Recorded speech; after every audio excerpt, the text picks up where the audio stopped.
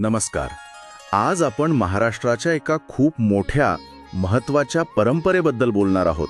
आषाढी वारी.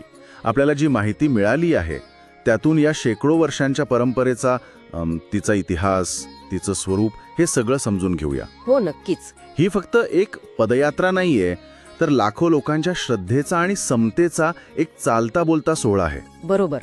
तर मग सुरुवात करूया की ही परंपरा नक्की कधी, कशी सुरू झाली, कुठून आलं हे सगळं. याची मुळं तशी खूप जुनी आहेत. म्हणजे आपल्याला थेट 13व्या शतकापर्यंत मागे जावं लागतं. संत ज्ञानेश्वर महाराज, संत तुकाराम महाराज यांच्या कार्याचा आणि विचारांचा खूप मोठा वाटा आहे यात. हो. आळंदीहून ज्ञानेश्वरांची आणि देहूहून तुकारामांची पालखी पंढरपूरला नेण्याची प्रथा ती सुरू झाली. पण गंमत म्हणजे हे फक्त पालखी नेणं एवढंच नव्हतं. अच्छा. ज्ञानेश्वरांनी ज्ञानेश्वरीतून आणि तुकारामांनी त्यांच्या अभंगांमधून जी विठ्ठल भक्ती आणि मानवी मूल्यांची शिकवण दिली ना, त्याने या वारीला एका मोठ्या सामाजिक आणि आध्यात्मिक चळवळीचं रूप दिलं. म्हणजे ही केवळ यात्रा नाही राहिली, तर एक अनुभवातून शिकवणारी शाळा झाली, समतेची शाळा. वाव. म्हणजे केवळ धार्मिक विधी नाही, तर एक वैचारिक क्रांतीची सुरुवात होती असं म्हणायला हरकत नाही. अगदी. आणि याच वारीची काही खास वैशिष्ट्ये आहेत ना, जी तिला इतकी वेगळी बनवतात, जसं की तो पालखी सोहळा किंवा दिंडी प्रथा. हो. पालखी सोहळा तर म्हणजे काय, तो बघण्यासारखा असतो. संतांच्या पादुका त्या चांदीच्या सजवलेल्या पालखीत ठेवलेल्या असतात आणि मग ढोल, ताशे, मृदुंग, टाळ, पताका, ज्ञानोबा तुकारामचा गजर वारकरी चालत असतात. पण एवढ्या गर्दीत सुद्धा एक विलक्षण शिस्त असते. ती येते दिंडी प्रथेमुळे. दिंडी म्हणजे वारकऱ्यांचे गट, संघटित गट. प्रत्येक दिंडीला एक नंबर असतो आणि ती दिंडी कुठल्या तरी गावाची किंवा संस्थेची असते. त्यामुळे एवढी मोठी यात्रा असूनही सगळं सुरळीत चालतं. अच्छा.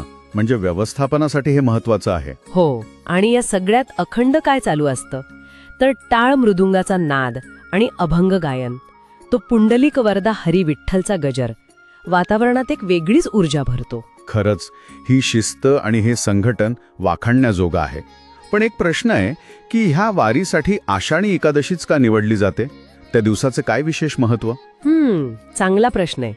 याचं आध्यात्मिक महत्त्व असं आहे की आषाढ शुद्ध एकादशीपासून चातुर्मास सुरू होतो. हा 4 महिन्यांचा पवित्र काळ मानला जातो. हो, चातुर्मास. अनेक वारकरी या काळात काही व्रतनियम पाळतात आणि याच दिवशी पंढरपुरात विठ्ठल रखुमाईची मोठी पूजा असते, रथोत्सव असतो. त्यामुळे त्या दिवशी पंढरपुरात पोहोचणं हे वारकऱ्यांसाठी खूप महत्वाचं आहे. समजलं. आणि आपण मगाशी समतेचा उल्लेख केला होता. अनेकदा म्हणतात की वारी फक्त देवापर्यंत पोहोचण्याचा मार्ग नाही, ती माणसांना जोडणारी यात्रा आहे.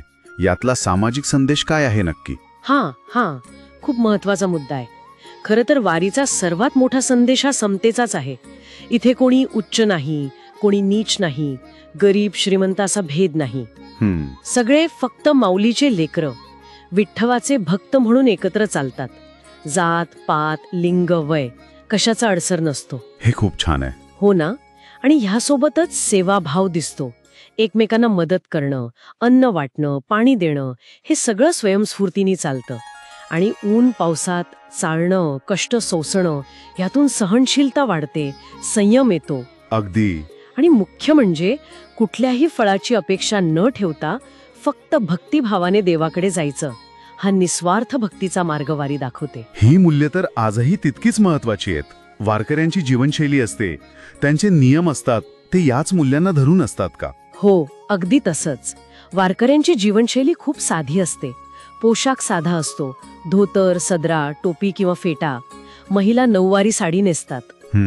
गळ्यात तुळशीची माळ असते, कंठी म्हणतात तिला. ते वारकऱ्यांचं प्रतीक आहे. सोबत टाळ किंवा मृदंग असतं. रोज हरिपाठ म्हणजे अभंगांचं पठण हा त्यांच्या नित्यक्रमाचा भाग असतो. आणि काही पथ्य वगैरे. हो. महत्वाचं म्हणजे मांसाहार, मद्यपान, तंबाखू या गोष्टी ते कटाक्षाने टाळतात. हे नियम फक्त वारीपुरते नसतात, तर त्यांच्या रोजच्या जगण्याचा भाग बनलेले असतात अनेकांसाठी. बरं.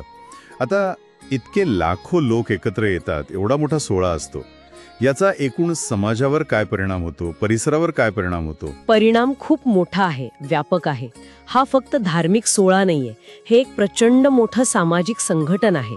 हजारो स्वयंसेवक असतात, डॉक्टर, पोलीस, स्वच्छता कर्मचारी, स्थानिक गावकरी सगळे निस्वार्थपणे सेवा देतात. हो.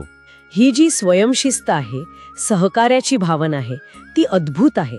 खरं तर जगात आदर्श ठरावा असा हा सोहळा आहे शिस्तीच्या बाबतीत. खरंय. आणि अलीकडे तर निर्मल वारी किंवा प्लॅस्टिक मुक्त वारी असे उपक्रम पण राबवले जातात. अच्छा. म्हणजे पर्यावरण रक्षणाचा, शाश्वततेचा संदेशही यातून दिला जातो. परंपरा आणि आधुनिक आव्हानं यांचा मेळ घालण्याचा हा प्रयत्न आहे. हे महत्वाचं आहे. अर्थात अंतिम ठिकाण पंढरपूरचं विठ्ठल रुक्मिणी मंदिर. ऍब्सोल्युट. आषाढी सगळ्यात मोठी असली तरी कार्तिकी, माघी, चैत्री वाऱ्याही महत्वाच्या आहेतच. बरोबर.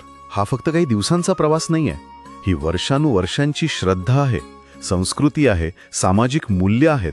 सगळं एकत्र आलंय. जिथे लाखो लोक चालतात पण मन एकाच विठ्ठलाच्या ओढीने जोडलेलं असतं, माझा विठ्ठल. अगदी बरोबर.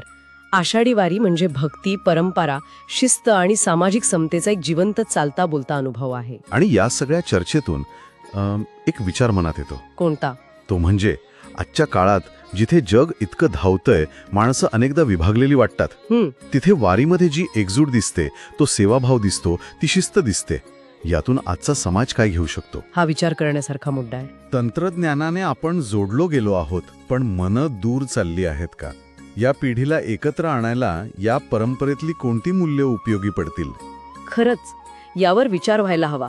वारीकडून शिकण्यासारखं खूप काही आहे, केवळ धार्मिक दृष्टीनं नाही तर सामाजिक दृष्टीने सुद्धा. विठ्ठल विठ्ठल, जय हरी विठ्ठल.